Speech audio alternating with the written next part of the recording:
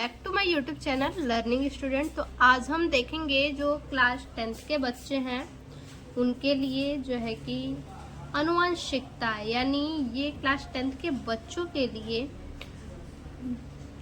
8वां chapter है। ठीक है, 8वां चैप्टर है जिसका नाम है आनुवंशिकता यानी हेरिडिटी। तो आज इस चैप्टर को हम समझेंगे। सबसे पहले जानेंगे कि आनुवंशिकता होता क्या है। ठीक है, तो आनुवंशिकता समझिए। आनुवंशिकता का मतलब है कि माता पिता से उनके बच्चे में शारीरिक और व्यवहारिक लक्षणों का क्या है, स्थानांतरण। ठीक है, आनुवंशिकता का मतलब कि माता पिता में जो शारीरिक और व्यवहारिक जो लक्षण है उनमें से क्या होना, बच्चों में स्थानांतरण होना, उसी को हम कहते हैं आनुवंशिकता। फिर से ध्यान दीजिए, माता पिता के जो शारीरिक और व्यवहारिक लक्षण हैं वो बच्चों में स्थानांतरण होना, स्थानांतरित होना, या फिर माता पिता से उनके बच्चों में शारीरिक और व्यवहारिक लक्षणों का स्थानांतरण। ठीक है, जैसे कि ये माता पिता है। ठीक है, ये क्या है, माता पिता है। मान लीजिए एक ये है और एक यहाँ पे है। ठीक है, अब इनमें से जो है कि माता पिता हो गए और इनके संतान क्या हो गए, ये हो गए। ठीक है, अब इनके संतान में जाहिर सी बात है माता पिता का जो लक्षण होगा वही बच्चों में भी लक्षण होगा। ठीक है, तो माता पिता का लक्षण क्या होना, बच्चों में आना, ये क्या हो गया, आनुवंशिकता। इसी को कहते हैं व्यवहारिक रूप से या फिर शारीरिक रूप से। ठीक है, व्यवहारिक रूप से या फिर शारीरिक रूप से। जैसे कि मान लीजिए माता पिता की आंखों का रंग क्या होना, बच्चों की आंखों के रंग से सेम होना। जैसे माता या पिता में से किसी एक का आंख का रंग क्या है, नीला है, तो बच्चे का भी आंख क्या होगा, नीला होगा। ठीक है, या फिर बाल जो है, बाल इनके क्या है, दोनों के बाल, माता और पिता के बाल काले हैं, तो बच्चे के भी बाल क्या होंगे, जाहिर सी बात है काले ही होंगे। माता पिता के कद क्या है, छोटे हैं, तो बच्चे का कद भी क्या होगा, छोटा ही होगा। या फिर माता पिता में से कोई एक लंबा है और एक कोई क्या है, कद में छोटा है, तो इनमें से किसी पे भी ये क्या संतान जा सकता है, लंबा भी हो सकता है और क्या है, कद में छोटा भी हो सकता है। ठीक है, तो इसी को हम क्या कहते हैं, आनुवंशिकता कहते हैं। आप समझ गए होंगे। ठीक है, इतना एग्जाम्पल देने के बाद आई होप बच्चा आप समझ गए होंगे। यानी माता पिता के लक्षण क्या होना, बच्चों में आना, इसी को क्या कहते हैं, बच्चों में आना या फिर स्थानांतरित होना, इसी को हम आनुवंशिकता कहते हैं। ठीक है, देखिए अब परिचय। जनन जीवों का प्रमुख लक्षण है। ठीक है, जनन क्या है, जीवों का प्रमुख लक्षण है। अपनी जाति को बनाए रखने के लिए जीव क्या करते हैं, जनन करते हैं। इसके द्वारा जीव अपने समान संतति उत्पन्न करते हैं। जनन करके क्या करते हैं, जीव अपने ही तरह, अपने ही समान क्या करते हैं, अपने समान संतति उत्पन्न करते हैं, यानी संतान उत्पन्न करते हैं। ठीक है, अपने समान, अपनी ही तरह संतान उत्पन्न करते हैं जनन करके। ठीक है, जिससे उनका अंश पीढ़ी दर पीढ़ी चलता रहता है। जनन करने से क्या होता है, संतान उत्पन्न होते हैं और संतान उत्पत्ति से ही क्या है, उनका पीढ़ी दर पीढ़ी चलता रहता है। ठीक है, जनन कोशिकीय स्तर भी होता है। ठीक है, जनन कोशिकीय स्तर पर भी होता है, जिसमें कोशिकाएं विभाजित होकर, जिसमें क्या होती हैं, जो कोशिकाएं होती हैं वो विभाजित हो जाती हैं, टूट जाती हैं और टूटकर संतति कोशिकाएं बनती हैं। ठीक है, टूटकर क्या बनती हैं, संतति कोशिकाएं बनती हैं। अतः प्रत्येक जीव में 2 प्रकार के लक्षण दिखाई देते हैं। ठीक है, प्रत्येक जीव में कितने प्रकार के लक्षण दिखाई देते हैं, तो 2 प्रकार के लक्षण प्रत्येक जीव में दिखाई देते हैं। पहला क्या है, प्रथम वह है जो माता पिता से भिन्न है। ठीक है, पहला लक्षण वो लक्षण है जो माता पिता से भिन्न है, यानी माता पिता से अलग है वो लक्षण। ठीक है, देखिए वंशागति। अब समझते हैं वंशागति क्या होता है। ठीक है, वंशागति आखिर क्या होता है, तो वंशागति का मतलब है कि माता पिता के लक्षण उसकी संतान में स्थानांतरित होती है। सेम वही चीज है। आनुवंशिकता और वंशागति सेम एक ही चीज है, ठीक है। वंशागति यानी जिसे आनुवंशिकता भी कहते हैं। आनुवंशिकता या फिर वंशागति सेम है। आनुवंशिकता कहिए या फिर आप वंशागति कहिए, दोनों एक ही है। वंशागति का मतलब भी वही होगा कि माता पिता के लक्षण क्या होना, बच्चों में स्थानांतरित होना, यानी वंशागति है, ठीक है।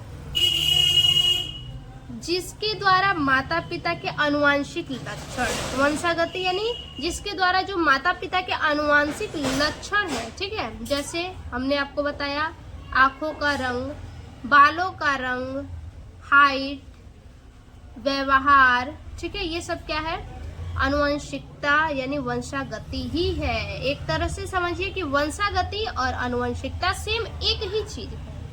ये डीएनए के माध्यम से होता है, ठीक है। लक्षण कैसे स्थानांतरित होता है, माता पिता के लक्षण बच्चों में कैसे स्थानांतरित होते हैं, डीएनए के माध्यम से, ठीक है। जो लक्षण है कैसे स्थानांतरित होते हैं, तो डीएनए के माध्यम से, डीएनए के माध्यम से, ठीक है। डीएनए के माध्यम से एक पीढ़ी से दूसरी पीढ़ी में स्थानांतरित होता है, ठीक, जो आनुवंशिक जानकारी का वाहक है, ठीक है। डीएनए के माध्यम से स्थानांतरित होता है और ये क्या है, आनुवंशिक जानकारी का ये वाहक है। तो देखिए वे लक्षण जो एक पीढ़ी, ठीक है, वे लक्षण जो एक पीढ़ी यानी माता और पिता, पहले पीढ़ी हो गए, से दूसरी पीढ़ी संतान, माता पिता पहले पीढ़ी है और जो उनके संतान है वो दूसरी पीढ़ी है, ठीक है। तो वही बोला है वे लक्षण जो एक पीढ़ी से दूसरी पीढ़ी में वंशागत होते हैं। जैसे इन दोनों माता पिता के लक्षण क्या है, बच्चे में गए हैं, तो ये क्या हो गए, एक पीढ़ी से दूसरी पीढ़ी में स्थानांतरित हो गए, आनुवांशिक लक्षण कहलाते हैं। आनुवांशिक लक्षणों से एक पीढ़ी से दूसरे पीढ़ी में स्थानांतरित होने की प्रक्रिया को वंशागति कहते हैं, ठीक है। एक पीढ़ी से दूसरी पीढ़ी में आनुवांशिक लक्षणों का एक पीढ़ी से दूसरे पीढ़ी में स्थानांतरित होने की प्रक्रिया को वंशागति कहते हैं, ठीक है। यानी सेम वही चीजें हम कह सकते हैं, आनुवंशिकता या फिर वंशागति एक ही चीज है। उसके बाद है आगे विभिन्नताएं। अब विभिन्नताएं किस प्रकार की विभिन्नताएं, अब इसको देखते हैं। विभिन्नताएं है क्या, उसको समझिए। विभिन्नताओं का मतलब है कि विभिन्नताएं यानी अलग अलग, ठीक है। विभिन्नता का मतलब क्या होता है, अलग अलग या भिन्न या फिर फर्क, दो के बीच में फर्क, अलग अलग, ठीक है। किसी भी चीज में हो सकता है, विभिन्नताएं जो है वो किसी भी चीज में हो सकता है, जैसे कि लोगों के रंग रूप में, ठीक है। विभिन्नताएं किसमें किसमें हो सकता है, लोगों के रंग रूप में, रंग रूप में क्या हो सकता है, विभिन्नताएं हो सकती हैं। उसके बाद बुद्धिमत्ता में, यानी कौन ज्यादा बुद्धिमान है और कौन कम बुद्धिमान है, इसीलिए बुद्धिमत्ता में भी विभिन्नताएं होती हैं। उसके बाद कद में भी विभिन्नताएं होती हैं, कौन लंबा है कौन छोटा है, कद में होता है विभिन्नता, ठीक है। कुछ लोग लंबे होते हैं कुछ छोटे होते हैं, तो यानी भिन्न भिन्न हुए, अलग अलग हुए वो। या किसी भी गुण में अंतर, एक ही माता पिता की संतानों में भी विभिन्नता पाई जाती है, ठीक है। जैसे मान लीजिए कि एक माता पिता के संतान है, ठीक है, दो संतान है और दोनों संतानों में क्या होगी, अलग अलग विभिन्नता पाई जाएगी। है तो एक ही माता पिता के बच्चे, ठीक है तो एक ही माता पिता के बच्चे, लेकिन इन दोनों बच्चों में क्या है, अलग अलग विभिन्नता दिखाई देगी। कुछ लक्षण इसमें होंगे तो इसमें नहीं होंगे, और जो लक्षण इनमें होंगे तो इनमें नहीं होंगे, ठीक है। जैसे लोग कहते हैं कि ये आदत जो है कि इसके पापा की थी, ये अपने पापा पे गया है। कुछ लोग कहते हैं ये अपने मम्मी पे गई हैं, यानी वो मम्मी का लक्षण पाई हैं तो मम्मी पे गई हैं। और कुछ बच्चे क्या होते हैं, पापा का लक्षण पाते हैं तो पापा पे जाते हैं। तो ऐसा आप लोग सुने होंगे, ठीक है। तो देखिए आगे, एक ही जाति के विभिन्न सदस्यों के मध्य लक्षणों में पाई जाने वाली असमानताएं या अंतर, जिसके कारण वे एक दूसरे से अलग लगते हैं, विभिन्नताएं कहलाते हैं। विभिन्नताओं की अनुपस्थिति में भी जाति विकास नहीं कर सकती, ठीक है। जो विभिन्नताएं होती हैं उनकी अनुपस्थिति में, यानी कि विभिन्नताएं अगर न हो तो जाति का विकास नहीं हो सकता है। अगर विभिन्नताएं न हो तो जाति का विकास कैसे होगा, नहीं होगा। मान लीजिए कि माता पिता क्या है, सेम है, दोनों की आदतें सेम है, अगर इनके संतान भी होंगे तो उनके भी आदत क्या होंगे, सेम होंगे, तो विभिन्नताएं कहाँ होंगी, विभिन्नताएं नहीं होंगी। तो माता पिता के लक्षण अलग अलग हैं, तो दोनों में से बच्चे में कुछ माता के लक्षण होंगे तो कुछ पिता के लक्षण होंगे, ठीक है। उन्हीं को बोला है कि विभिन्नताओं की अनुपस्थिति में भी जाति विकास नहीं कर सकती, ऐसा होने पर उस जाति के सभी सदस्य समान होंगे, ठीक है। सदस्य क्या होंगे, समान होंगे। अब ये कितने प्रकार की होती हैं, देखिए विभिन्नताएं 2 प्रकार की होती हैं, ठीक है। एक तो होता है कायिक विभिन्नता। अब ये कायिक विभिन्नता क्या है, तो कायिक विभिन्नता यानी समझिए, जो विभिन्नता वातावरण या फिर बाहरी कारकों के कारण होती है, ठीक है। जो विभिन्नताएं वातावरण या फिर बाहरी कारकों के कारण होती है और पीढ़ी दर पीढ़ी क्या होती है, वंशागत नहीं होती है, उसे हम कायिक विभिन्नताएं कहते हैं। फिर से समझिए, कायिक विभिन्नताएं। कायिक विभिन्नताएं यानी जो किसी जीव के कायिक कोशिकाओं में, कायिक कोशिकाओं यानी शरीर के कोशिकाओं में, ठीक है। कायिक कोशिकाओं यानी शरीर की कोशिकाओं में, तो जो किसी जीव के शरीर के कोशिकाओं में उत्पन्न होती है, ठीक है।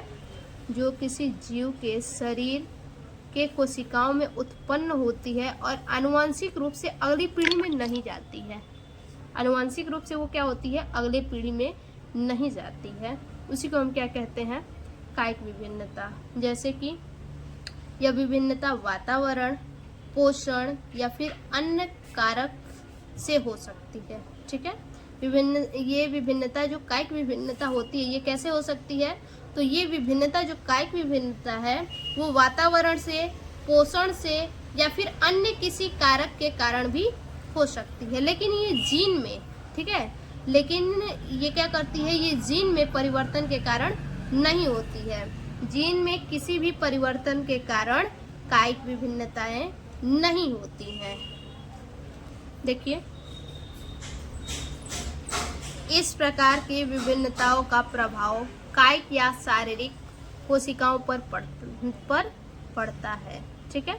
इस प्रकार की विभिन्नताओं का प्रभाव कायिक या शारीरिक कोशिकाओं पर पड़ता है। अभी हमने बताया कायिक को ही क्या कहते हैं, कायिक या फिर शारीरिक। कायिक या शारीरिक एक ही बात है, कोशिकाओं पर पड़ता है।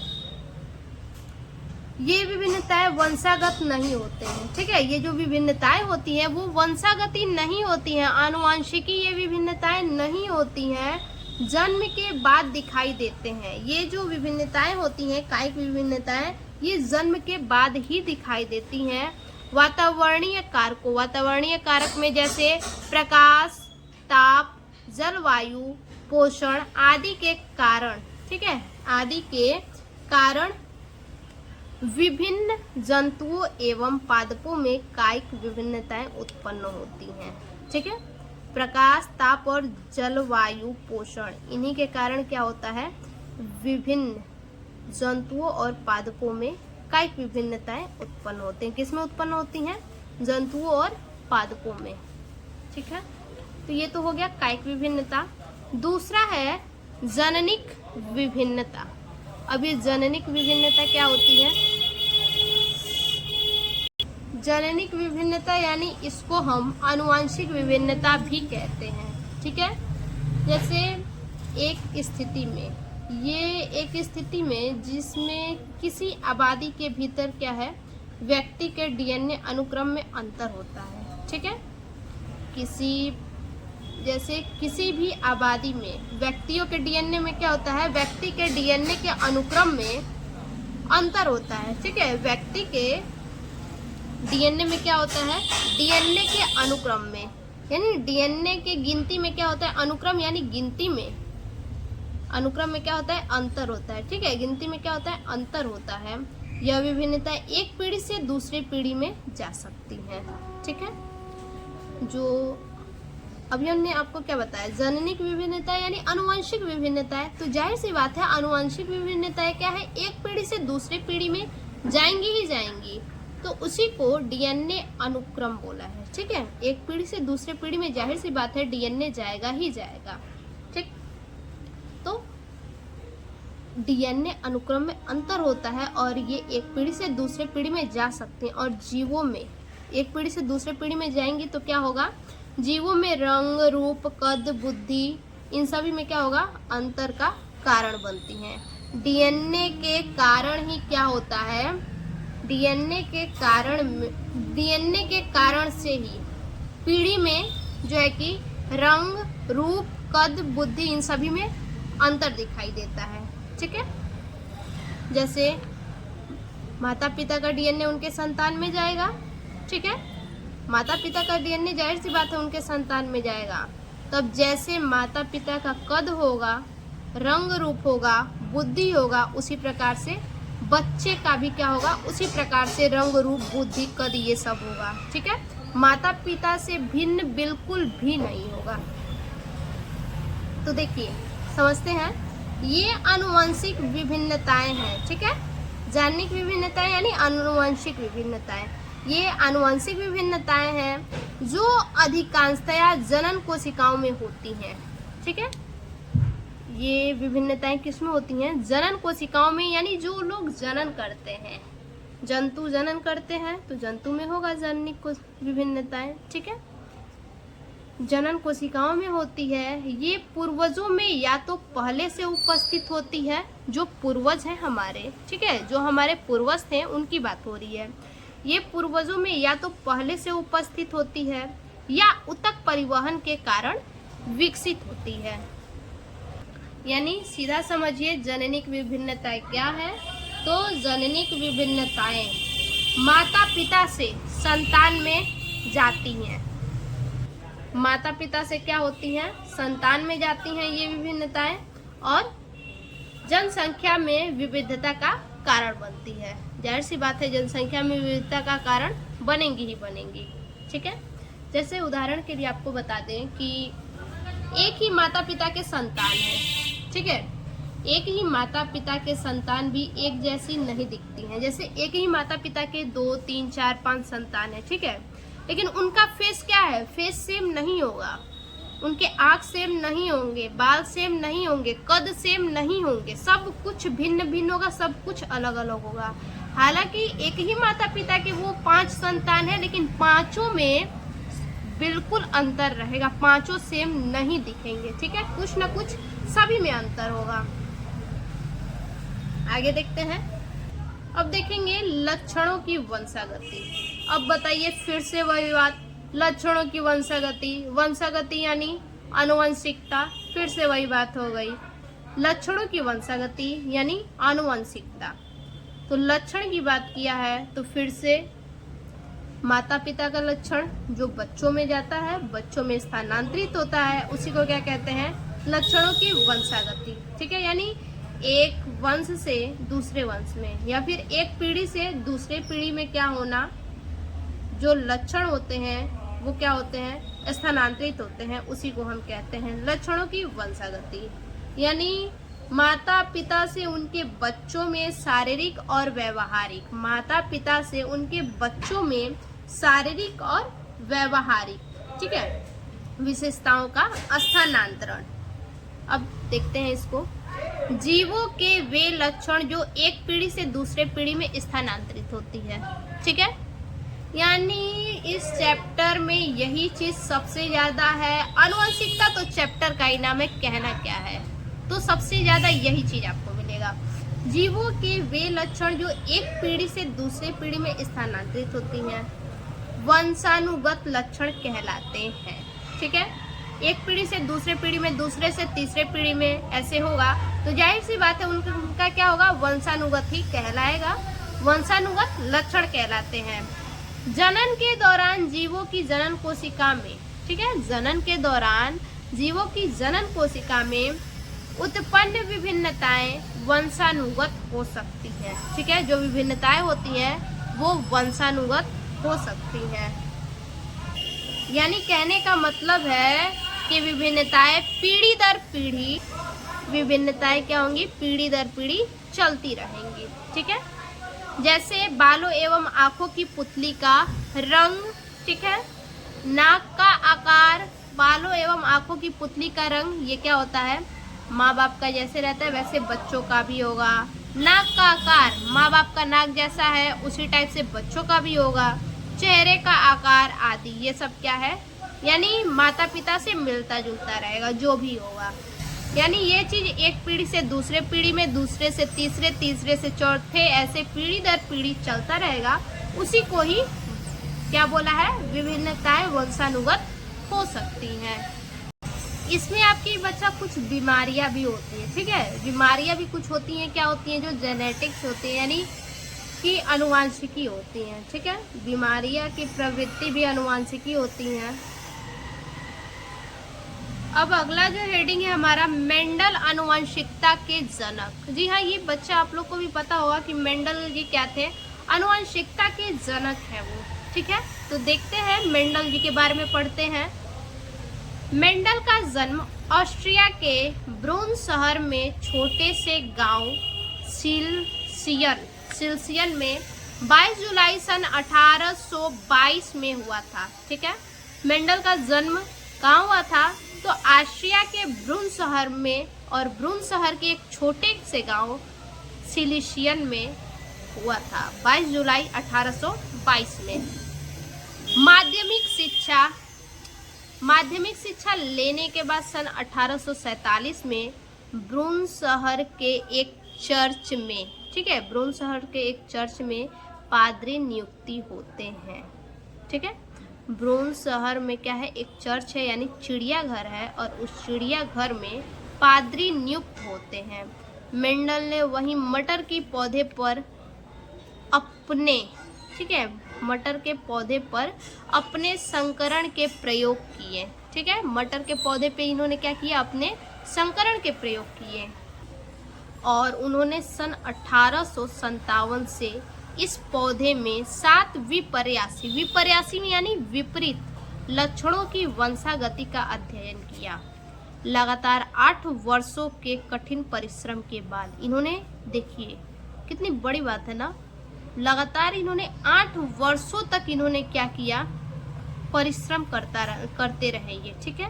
और 8 वर्षों के बाद, 8 वर्षों के कठिन परिश्रम के बाद सन 1865 में प्राप्त सिद्धांत, और 8 वर्षों के प्रयोग के बाद 1865 में इन्हें सिद्धांत प्राप्त हुआ, ठीक है। प्राप्त सिद्धांत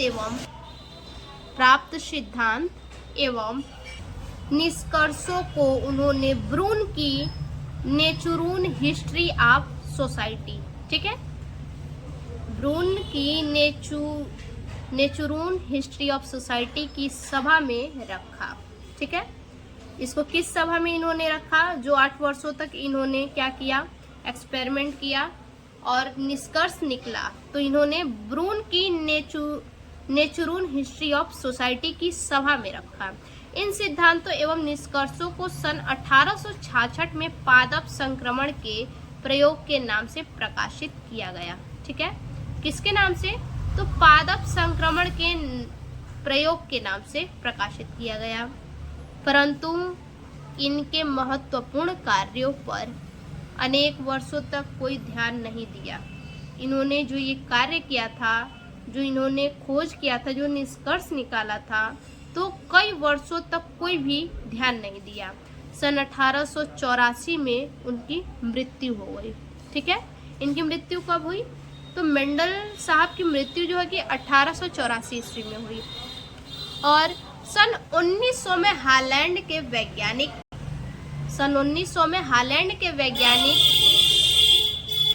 ह्यूगो डी ब्रिज, जर्मनी के कार्ल कोरेंस तथा ऑस्ट्रिया के शेरमार्क ने अनेक, यहाँ पे अनेक होगा, ठीक है, अनेक खोज के द्वारा मेंडल के नियमों की पुष्टि की।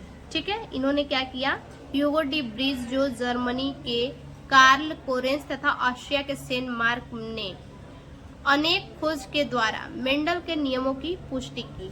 उन्होंने मेंडल के प्रयोग से अनेक निष्कर्ष निकाले। ठीक है, मेंडल के प्रयोग से उन्होंने क्या किया, अनेक निष्कर्ष निकाला, जिनके आधार पर मेंडल के सिद्धांतों को नियमों का रूप दिया गया। मेंडल के सिद्धांतों को क्या रूप दिया गया, तो मेंडल के सिद्धांत को नियमों का रूप दिया गया।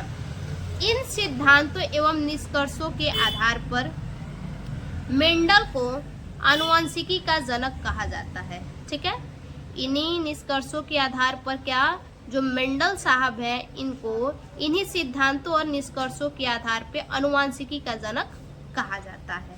ठीक है, अब इसके बाद जो अगला हेडिंग है, देखिए अगला हेडिंग है मेंडल के नियमों के प्रयुक्त शब्दावली। कौन कौन से इन्होंने शब्दावली को जो है कि प्रयुक्त किया, उसको देखते हैं। मेंडल के प्रयोग और नियमों में कुछ तकनीकी शब्दों का ज्ञान होना अति आवश्यक है। ठीक है, मेंडल के प्रयोग और उनके नियम में कुछ तकनीकी शब्दों का ज्ञान होना अति आवश्यक है। मेंडल द्वारा प्रयुक्त कुछ तकनीकी शब्द निम्न प्रकार से हैं, उनको देख लेते हैं। उन शब्दावली में जो निम्न प्रकार से हैं, जो पहला है उसमें वो है जीन या कारक। ठीक है, जीन को ही क्या कहते हैं, कारक कहते हैं। तो जीन या कारक, जीन मतलब आनुवंशिक लक्षणों को निर्धारित करने वाली इकाई। ठीक है, जीन का मतलब क्या है, जो आनुवंशिक लक्षणों को निर्धारित करती है वो जीन ही है। जीन के द्वारा ही आनुवंशिक लक्षण को आनुवंशिक लक्षण निर्धारित होता है। मेंडल के अनुसार सजीवों के प्रत्येक लक्षण का नियंत्रण कुछ कारकों तथा निर्धारकों द्वारा होता है। ठीक है, कारक और निर्धारक के द्वारा होता है। आधुनिक आनुवंशिकी में इन्हीं कारकों को जीन कहा जाता है। आधुनिक जो आनुवंशिकी है, आनुवंशिकता है, इसी आनुवंशिकता में इन्हें क्या कहा जाता है, कारक। इसी आनुवंशिकता में इन्हीं कारकों को जो है कि जीन कहा जाता है। ठीक है, जीन आनुवंशिकी की क्रियात्मक इकाई है। ठीक है, जीन क्या है, आनुवंशिकी की क्रियात्मक इकाई है, जो किसी लक्षण की वंशागति एवं इनके प्रदर्शन के लिए उत्तरदायी होते हैं। ठीक है, जीन शब्द का प्रयोग सर्वप्रथम जोहानसन ने किया था। जीन शब्द का प्रयोग किसने किया था, तो सबसे पहले जोहानसन ने किया था। सबसे महत्वपूर्ण बात याद रखिएगा कि आनुवंशिक लक्षणों को निर्धारित करने वाली इकाई जीन ही है। ठीक है, आनुवंशिक लक्षण किसके द्वारा निर्धारित होता है, तो जीन के द्वारा। जीन ही माता पिता से क्या होता है, बच्चों में क्या होता है, स्थानांतरित होता है। ठीक है, जीन क्या होता है, माता पिता से बच्चों में स्थानांतरित होता है, जिसे हम कहते हैं आनुवंशिकता। ठीक है, माता पिता से बच्चों में जो आदतें आती हैं, व्यवहार आता है, जो लक्षण आते हैं। ठीक है, आनुवंशिक लक्षण। तो आप कह सकते हैं कि जीन क्या है, आनुवंशिक लक्षण को निर्धारित करता है। जीन क्या होता है, संतान जो एक पीढ़ी से दूसरे पीढ़ी में स्थानांतरित होता है। ठीक है, यानी आनुवंशिक लक्षणों को ये निर्धारित करता है। कौन निर्धारित करता है, तो जीन निर्धारित करता है। ठीक है, दूसरे नंबर पे है युग्म विकल्पी या एलीलो मार्ग, या फिर आप इसे एलील भी कह सकते हैं। ठीक है, एलील भी कहा जाता है, यानी किसी जीन के वैकल्पिक रूप, जैसे कि मटर के पौधे में लंबा या बौनापन। ठीक है, किसी भी मटर के पौधे में लंबा या बौनापन हम कह सकते हैं। देखिए, विपरीत लक्षणों वाले युग्मों को, ठीक है, विपरीत लक्षणों वाले युग्मों को युग्म विकल्पी कहते हैं। ठीक है, विपरीत लक्षण वाले जो युग्म होते हैं उन्हें हम क्या कहते हैं, युग्म विकल्पी कहते हैं। जैसे आर, आर कैपिटल और आर स्मॉल आर। ठीक है, कैपिटल आर और स्मॉल आर में एक गुणसूत्र पर आर तथा दूसरे गुणसूत्र पर स्मॉल आर युग्म विकल्पी होते हैं। यानी विपरीत लक्षण यहाँ पे बोला है कि विपरीत लक्षण वाले युग्मों को युग्म विकल्पी। विपरीत लक्षण है, एक कैपिटल आर है और एक स्मॉल आर है। मटर के पौधे में क्या है, एक लंबा और एक बौना। अगला है समयुग्मनजी। समयुग्मनजी मतलब देखिए, जब एक विपरीत लक्षण को नियंत्रित करने वाले दोनों जीन एक ही प्रकार के हो तो, ठीक है। जब एक विपरीत लक्षण को, जैसे कोई एक विपरीत लक्षण है और उसको नियंत्रित करने वाले जीन क्या है, एक ही प्रकार के हैं। उस लक्षण को जो जीन नियंत्रित कर रहे हैं, दोनों जीन क्या है, एक ही प्रकार के हैं, एक ही प्रकार के अगर हो तो उसे समयुग्मनजी कहते हैं, ठीक है। यानी दोनों क्या है, एक ही प्रकार के हैं। इसमें स्वपरागण या अंतः प्रजनन होने पर संतति पिता के समलक्षण या समजीन होते हैं, ठीक है। समलक्षण या समजीन होते हैं। जैसे कि एग्जाम्पल के लिए मान लीजिए कैपिटल टी, दोनों या तो कैपिटल टी, ठीक है, कैपिटल टी, या तो दोनों क्या होंगे, स्मॉल टी होंगे, ठीक है। इससे पहले वाले में हमने देखा एलील में वो क्या था, एक कैपिटल और एक स्मॉल, यानी दोनों क्या थे, एक दूसरे के विपरीत थे। अगला है विषम युग्मनजी। विषम यानी अलग अलग। इससे पहले हमने सम देखा, सम मतलब सेम सेम, कैपिटल दोनों रहेगा, ठीक है, कैपिटल दोनों रहेगा, नहीं तो स्मॉल दोनों, यानी सेम सेम रहेगा। विषम युग्मनजी यानी अलग अलग।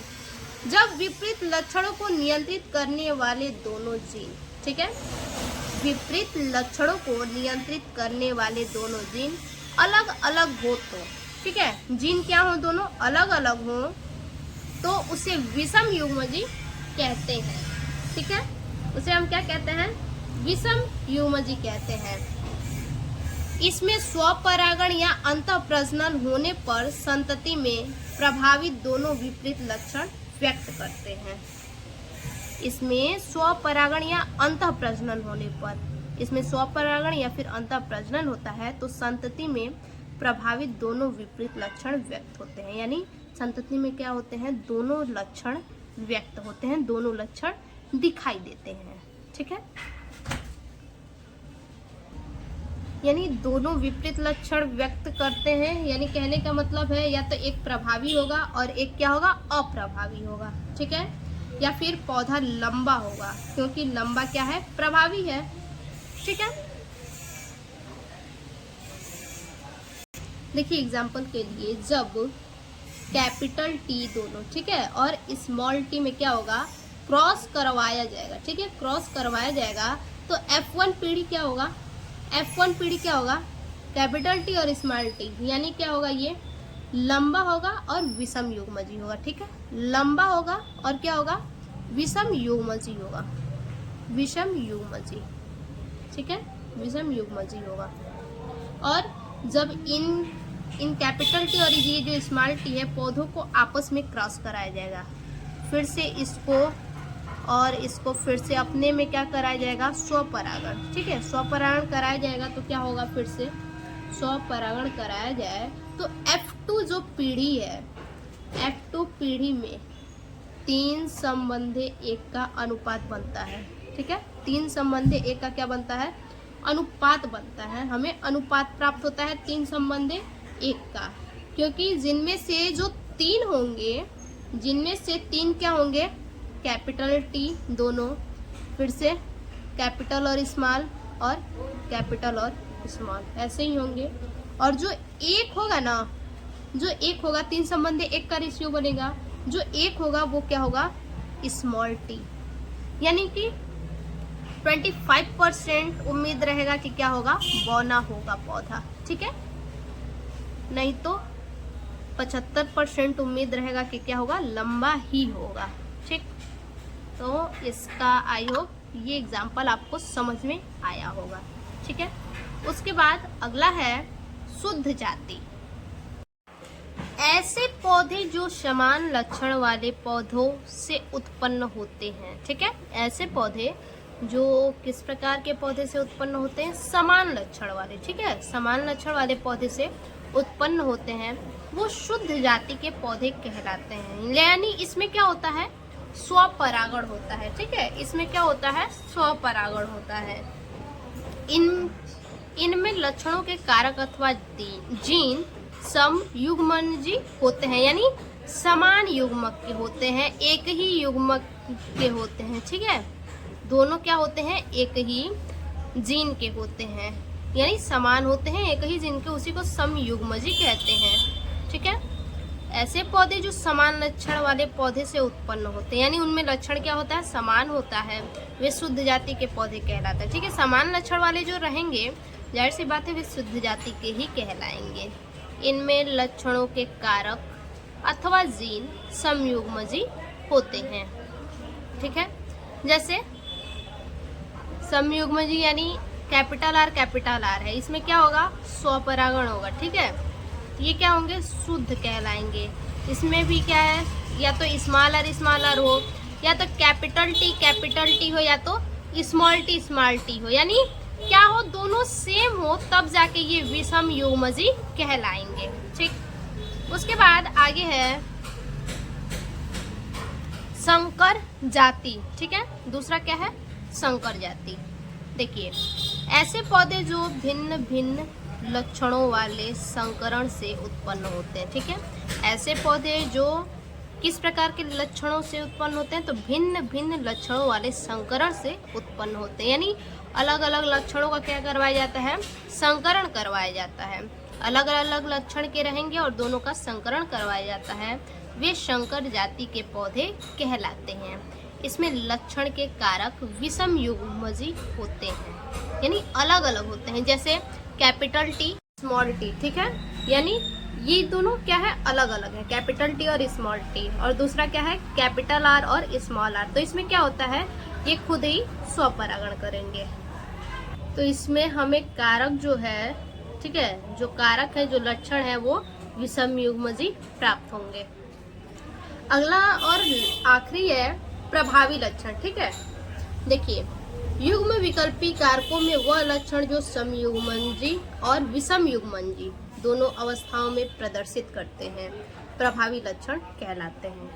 यानी युग्म विकल्पी क्या होंगे, युग्म में होंगे, यानी जोड़े में होंगे। ठीक है, कारक क्या होंगे, जोड़े में होंगे, और समयुग्मजी और विषम युग्मजी दोनों अवस्थाओं में। ठीक है, जो कारक होंगे, कारक के लक्षण होंगे, वो दोनों अवस्थाओं में होंगे, सम और विषम दोनों में। ठीक है, दोनों अवस्थाओं में क्या करते हैं, प्रदर्शित करते हैं, और प्रभावी लक्षण कहलाते हैं। जो दोनों अवस्थाओं में प्रदर्शित करते हैं वही क्या कहलाते हैं, प्रभावी लक्षण कहलाते हैं। जैसे कि पौधों का लंबापन, ठीक है, बौनापन, पुष्प का लाल रंग। ठीक है, तो ये हमारा प्रभावी लक्षण का एग्जाम्पल है। तो आज के लिए बस इतना ही, फिर से मिलते हैं एक और नए वीडियो में नए टॉपिक के साथ। तब तक के लिए धन्यवाद।